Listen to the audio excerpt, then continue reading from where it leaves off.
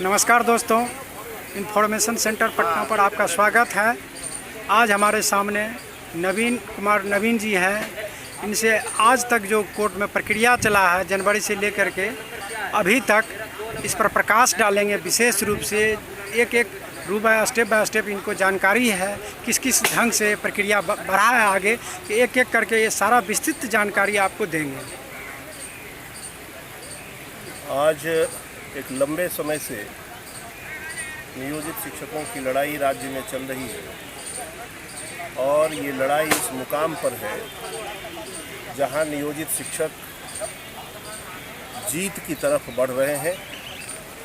इनकी दावेदारी संविधान के अनुकूल है और हम अपनी दावेदारी संघर्ष समिति स्ट्रगल कमेटी जो है, जिसके नेता उपेंद्र राय जी हैं, संयोजक उपेंद्र राय जी हैं, इसमें हम लोगों ने उनके साथ काम करने का निर्णय लिया और जिसके तहत आज तक की प्रक्रिया के बारे में जहां तक आपने पूछा है, तो मैं आपको स्पष्ट तौर पर बता देना चाहता हूं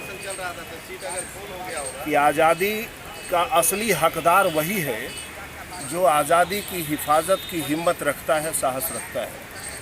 ठीक उसी प्रकार वेतनमान का असली हकदार वही है जो वेतनमान के लिए लड़ता है, बोलता है, जूझता है, संघर्ष करता है। इसलिए दोस्तों, ये 4 लाख राज्य के नियोजित शिक्षक असंगठित क्षेत्र के मजदूर की तरह काम कर रहे थे, लेकिन आज संपूर्ण देश को ऐसा लग रहा है कि नियोजित शिक्षकों के माध्यम से इस देश का एक मार्गदर्शन होगा शिक्षा के क्षेत्र में, और जिस पर हमारे माननीय उच्च न्यायालय के अंदर जो न्यायमूर्ति बैठे हैं, इन लोगों ने भी इस विषय को काफ़ी गंभीरता से लिया है। शुरू से हम देख रहे हैं कि जब हम आए थे सुप्रीम कोर्ट, हाई कोर्ट ने हमारे पक्ष में फैसला दिया था, राज्य सरकार उसके खिलाफ सुप्रीम कोर्ट आ गई, हम लोग भी उनके साथ सुप्रीम कोर्ट आ गए। एक लंबे समय से इसकी सुनवाई चल रही है, सरकार उसको बरगलाने का प्रयास कर रही है। साथ ही साथ हमारे बीच जो बैठे विभिन्न संगठनों के लोग हैं, इन तमाम साथियों को हम धन्यवाद ज्ञापित करना चाहते हैं जो 4 लाख नियोजित शिक्षकों की लड़ाई बड़ी ईमानदारी और निष्ठा के साथ लड़ रहे हैं। साथ ही साथ ऐसे लोग जो किसी संगठन से नहीं है, मात्र नियोजित शिक्षक हैं, बड़ी तादाद में ऐसे शिक्षक भी हमारे साथ सुप्रीम कोर्ट में खड़े हैं, काम कर रहे हैं और न्याय निर्णय की उम्मीद में बैठे हैं। दोस्तों, हम आपको बताना चाहते हैं कि इस राज्य में जो शिक्षकों के साथ अन्याय का फैसला हुआ था, राज्य ने जो गलतियां की थी, राज्य सरकार ने जो गलतियां की थी, राज्य सरकार अपनी गलतियों के फिसलन पर ही फिसलती जा रही है। किसी भी देश के अंदर शिक्षकों का शोषण हो, यह समाज कभी बर्दाश्त नहीं कर सकता है। राज्य सरकार यहाँ शिक्षकों का शोषण कर रही है, नियोजित शिक्षक उसके खिलाफ खड़े हैं और राज्य के अंदर जीत के तो हम दिल्ली पहुँचे ही हैं, इस उच्चतम न्यायालय से भी हम जीत कर फिर बिहार की धरती पर लौटेंगे। और यह जीत मात्र बिहार के शिक्षकों की जीत नहीं होगी, ये सरस्वती के मंदिर में सरस्वती की जीत होगी, उनके पुत्रों की जीत होगी। इसलिए हम आपसे कहना चाहते हैं कि जिस गोलबंदी के साथ आप खड़े हैं न्यायालय में, सारे के सारे संगठन के नेताओं को, उनसे जुड़े हुए सदस्यों को, और साफ तौर पर मैं कहना चाहता हूं कि मुख्य याचनाकर्ता जो हमारे इस केस के अंदर हैं, उपेंद्र राय जी, हम उनको भी धन्यवाद ज्ञापित करते हैं कि हमारे संगठन में आपका नेतृत्व था, हमारे संगठन में आपका नेतृत्व है और आपके दिशा निर्देश पर ही आगे की लड़ाई भी लड़ी जाएगी। सुप्रीम कोर्ट का फैसला निकट भविष्य में आने वाला है। अब वह दिन दूर नहीं जब राज्य के नियोजित शिक्षक पूर्ण वेतनमान पर काम करेंगे और उस तिथि से काम करेंगे जिस तिथि से हमारी नियुक्ति हुई थी। उस तिथि से हमें वेतनमान का लाभ तो पूर्णतया नहीं मिल सकता, लेकिन एरियर का लाभ 2009 से राज्य के सभी सेक्टर के प्राथमिक, माध्यमिक, उच्च माध्यमिक, पुस्तकालय अध्यक्ष, शारीरिक शिक्षक, इन तमाम लोगों को एक साथ लाभ दिलाने की तैयारी चल रही है। डॉक्टर राजीव धवन लंबे समय तक बीमार रहे, उसके बाद संविधान पीठ में उनकी उपस्थिति है, मुख्य न्यायाधीश के साथ उनके कोर्ट में वो उपस्थित हैं। कल उन्होंने मुझसे व्यक्तिगत रूप से शिक्षकों के साथ जब एक प्रतिनिधि मंडल की मुलाकात डॉक्टर राजीव धवन साहब से हुई, तो उस महामानव से मुलाकात के बाद मुझे ऐसा लगा कि शिक्षकों के प्रति ये समर्पित हैं। उन्होंने कहा कि यदि मैं जिंदा रहा तो नियोजित शिक्षकों को हम अवश्य जीत दिलाएंगे। उनकी लड़ाई हम कोर्ट में लड़ने के लिए तैयार हैं। हम कटिबद्ध हैं कि बुधवार को, वेडनेसडे को जो कोर्ट की सुनवाई शुरू होगी उसमें निश्चित रूप से मैं उपस्थित रहूंगा। शिक्षकों ने एक साथ उनकी लंबी उम्र की कामना की और हम लोगों ने कहा कि हम तमाम शिक्षकों की उम्र आपको लगे, ताकि शिक्षा विभाग में ही नहीं संपूर्ण देश के लोगों की हिफाजत, शिक्षकों की हिफाजत, शिक्षा विभाग की हिफाजत, संविधान की हिफाजत के लिए वो खड़े रहेंगे।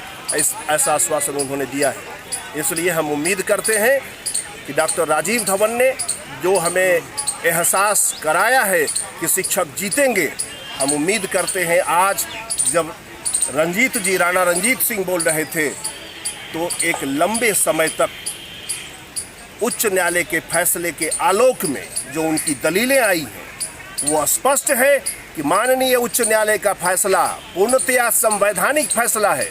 माननीय उच्च न्यायालय का फैसला पूर्णतया मानवीयता पर आधारित फैसला है और मानवीयता पर आधारित फैसले और संविधान के आधार पर जो आधारित फैसले न्याय निर्णय नियोजित शिक्षकों के पक्ष में आया है, हम उसकी हिफाजत करेंगे ताकि भविष्य में राज्य सरकार द्वारा या केंद्र सरकार द्वारा, सरकार चाहे किसी भी दल की सरकार चलती हो, शिक्षा जगत में यदि शोषण होगा तो हम मुक्ति आंदोलन के अगुवा हैं।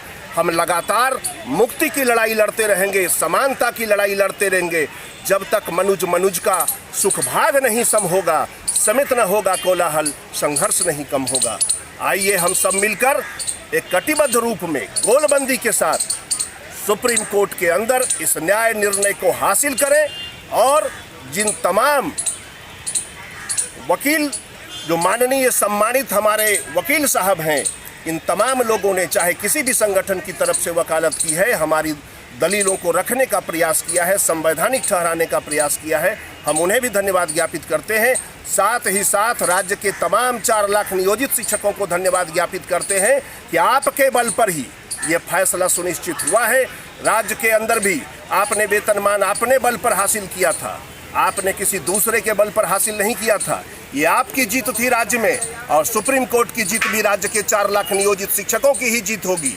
कुछ लोग जो इस पर लेबल लगाने के चक्कर में घूम रहे हैं, ये लेबल उनका नहीं चलेगा। ये 4 लाख नियोजित शिक्षकों की लड़ाई थी, आज भी है, जीत भी उनकी थी, आज भी उनकी जीत सुप्रीम कोर्ट में होगी।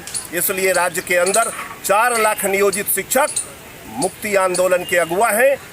उनका जो शोषण राज्य सरकार के द्वारा चल रहा था, हमने उसका प्रतिकार किया है और प्रतिकार के साथ राज्य की सड़कों पर लगभग 12 वर्षों तक ये शिक्षक लड़ने वाले हैं। वही शिक्षक आज सुप्रीम कोर्ट में, जिन लोगों ने पटना की धरती पर ऐसी पृष्ठभूमि बनाई जिसमें सरकार ने 2006 की नियमावली को लगातार बदलते हुए, सरकार का अपना दृष्टिकोण साफ नहीं था। सरकार को ये मालूम नहीं था कि जो उसने 2006 की नियमावली बनाई है वह संविधान के खिलाफ है। सरकार को यह नहीं पता था कि भारतीय संविधान के ऊपर सरकार कोई दूसरी नियमावली बना सकती है, कोई दूसरा संविधान बना सकता है कोई व्यक्ति, और वह देश में लागू रहेगा। यह भी चलने वाला नहीं था। हमने संविधान को चैलेंज किया। राज्य के शिक्षकों ने सरकार के द्वारा जो संविधान था उसको जो बनाया, उसने हम लोगों ने उसको चैलेंज किया कोर्ट के अंदर। वह संविधान, गैर संवैधानिक संविधान टूट गया और सुप्रीम राज्य के अंदर हम हाई कोर्ट में जीते। अब सुप्रीम कोर्ट में जीतने की बारी है। इसलिए हम कहना चाहते हैं, आज भी प्रधान सचिव ने कहा कि आखिर कितने दिनों तक ये काम चलेगा। मैंने उनसे निवेदन पूर्वक कहा कि ये काम तो आज भी बंद हो जा सकता है, आप SLP वापस ले लीजिए। राज्य के शिक्षक आपके समर्थन में रहेंगे, हम आपको धन्यवाद ज्ञापित करेंगे। इसलिए SLP वापस लेने की राज्य सरकार अगर तैयार है तो हम भी राज्य सरकार को धन्यवाद ज्ञापित करने को तैयार हैं। रोटी की लड़ाई में कोई किसी का दोस्त नहीं होता, न किसी का दुश्मन होता है। हम रोटी हासिल करने चले हैं तो हम रोटी हासिल करके ही रहेंगे। असमानता की जो असमानता के खिलाफ जो शिक्षकों की लड़ाई है, अब वो कंक्लूड होने वाली लड़ाई है। आपको ज्ञान जी ने बताया ज्ञान जी जब बोल रहे थे तो उन्होंने बताया कि क्या क्या राणा रंजीत सिंह ने कोर्ट के अंदर कहा है। उन्होंने एक एक पारा 14 से लेकर आर्टिकल 14 से लेकर जितने संवैधानिक मुद्दों को उन्होंने उठाया है, हम राणा रंजीत सिंह को धन्यवाद ज्ञापित करते हैं। आज की बहस सबसे बड़ी संवैधानिक बहस थी और बुधवार को राजीव धवन साहब संविधान के ऊपर जो पर्दा डालने वाले लोग थे उनको हम ये पर्दा हटा के उनके माध्यम से दिखाएंगे कि जो लोग इस देश के लोगों को, राज्य के शिक्षकों को, देश के शिक्षकों को ठगना चाहते हैं, पीछे की पंक्ति में खड़ा रखना चाहते हैं, हम राज्य सरकार के उन प्रतिनिधियों से कहना चाहते हैं कि राज्य सरकार ने जिन शिक्षकों को बहाल किया है, एक बड़े शिक्षक आंदोलन को न्योता उन्होंने 2006 में ही दिया था। इसलिए राज्य सरकार अगर यहाँ पिछड़ेगी तो उसका कारण है कि राज्य सरकार की गलत नीतियां उसके लिए जिम्मेदार हैं, कोई दूसरा व्यक्ति उसके लिए जिम्मेदार नहीं है।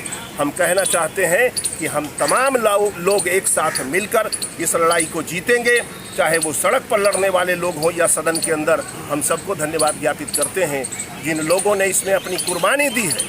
2013 में, 2010 में जिन लोगों पर राज्य में मुकदमे दर्ज हुए हैं, उन साथियों को हम इनकलाबी साथी घोषित करना चाहते हैं और यही लोग इस लड़ाई के भगत सिंह और चंद्रशेखर आज़ाद हैं, यही लोग अशफाक उल्ला खां हैं। इसलिए शिक्षकों की मुक्ति आंदोलन में आप शरीक हो। आने वाले समय में शिक्षकों की जीत होगी, हम होंगे कामयाब एक दिन, हम होंगे कामयाब एक दिन। बहुत बहुत धन्यवाद।